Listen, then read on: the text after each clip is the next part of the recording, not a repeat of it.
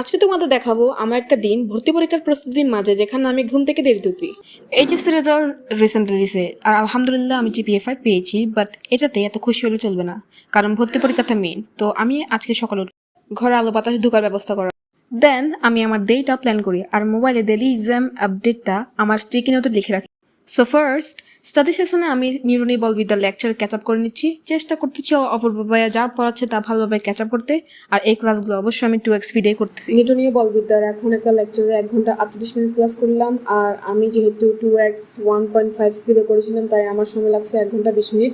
এরপর ক্লাসগুলো আমি একটু পরে করতেছি, একটু কাজ করতে হবে। দেন আমি একটা ক্রেজি ট্রানজিশন দেখাবো তোমাদেরকে।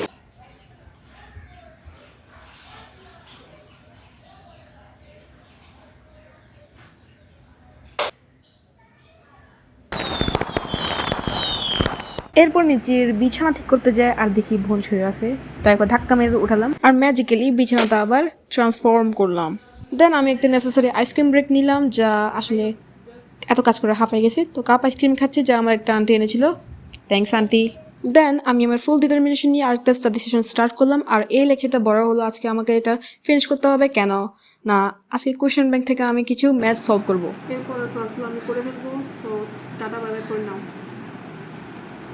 Like and subscribe.